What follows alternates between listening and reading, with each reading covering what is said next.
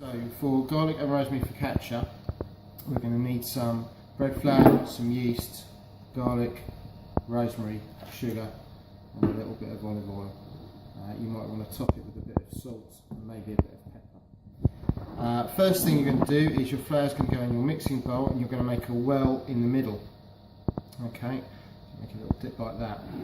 Second thing, we need our warm water. Now you must use water from a kettle. You cannot use water from the hot tap, it is not safe to do so. So, we're looking at millilitres. I'm going to pour in about 100 ml of cold water. I'm going to top it up with some boiled water. Now I'm going to put 50 ml of boiled in first and just test it. That's quite hot, so I'm going to top it up a little bit more cold. Alright, we want about 200 millilitres of water. Okay, we might not need all of it, but I have 200 ml. Okay, so into the well in my bowl, I'm going to add about 100 millilitres of water, so about half my water. I'm going to add my yeast. I'm going to add 2 teaspoons of sugar.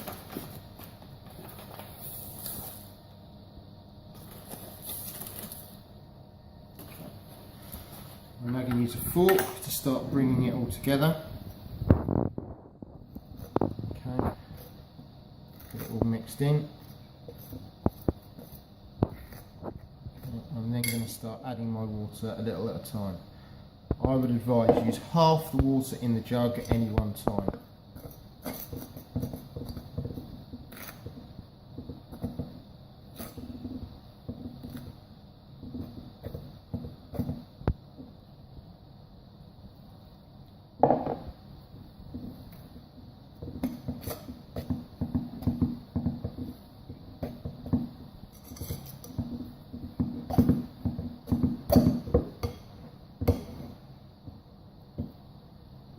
A little bit more.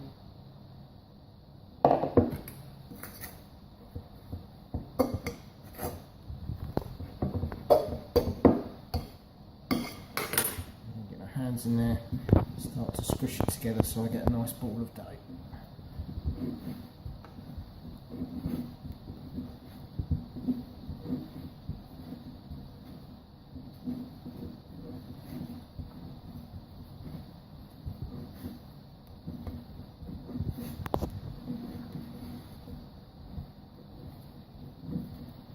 You can see I've picked up everything from the bowl. I've got a nice dough and I've actually still got a little bit of water left over. Okay. You then need to put a little bit of flour on the table, not too much, and you're going to knead your bread. Kneading is a push, a fold and a turn action. Right, what you're doing is you're stretching the gluten in the flour. You need to put as much energy as possible into it. It's going to take about 5 minutes. Alright, so you can see the action. Alright, it's not throwing it around, it's pushing and pulling it to stretch that gluten. Alright, and then in part 2, we'll finish making the bread. Okay, so after 5 minutes of kneading, we've got our ball of dough and you can see it's quite springy and elastic. Alright, you can also feel that it's starting to rise, it's starting to, the yeast is starting to work. Okay, so our next step is we're going to get a baking tray. We put a little bit of oil on it and we brush the oil over the surface. Alright, that's to make sure our bread's not going to stick to our baking tray. We also need our rosemary and our garlic. Alright, now we're going to use some fresh garlic. So I'm simply going to cut the root end off and then very carefully peel it because I want some thin slivers of garlic to go into my bread.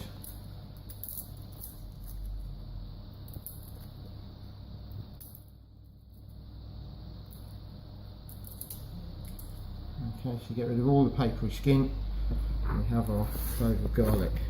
Okay, and And then very carefully, using our claw grip, I'm going to cut some thin slivers that we're going to push into our bread when it's spread out on our tray.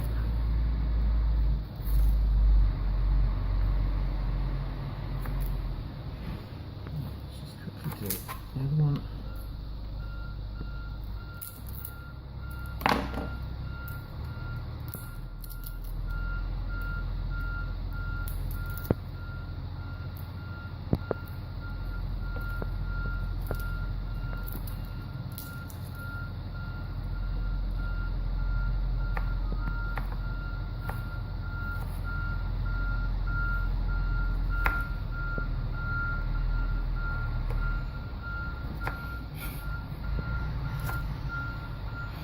Some thin sliver of garlic, and I've got some fresh rosemary. I'm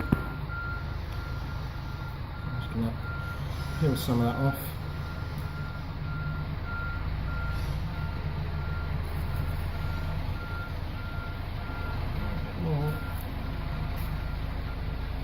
Okay.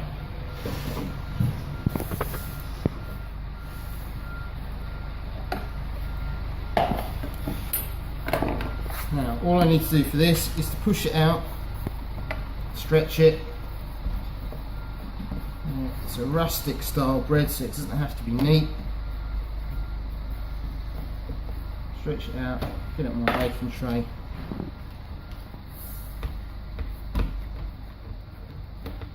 Okay. And what I'm going to do, I'm going to get my fingers in, I'm going to put some little dimples in the top. It's just going to improve the appearance.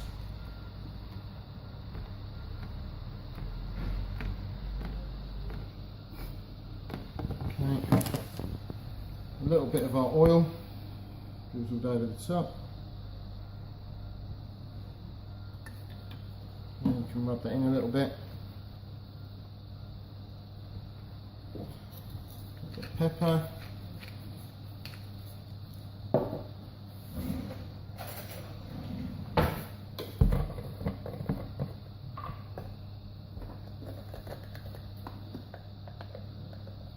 Salt.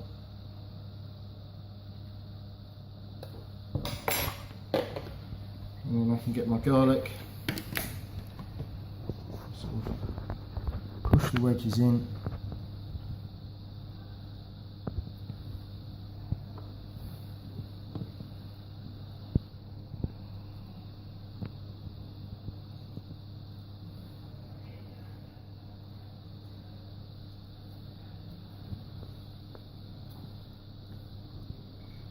And push my little sprigs of rosemary in.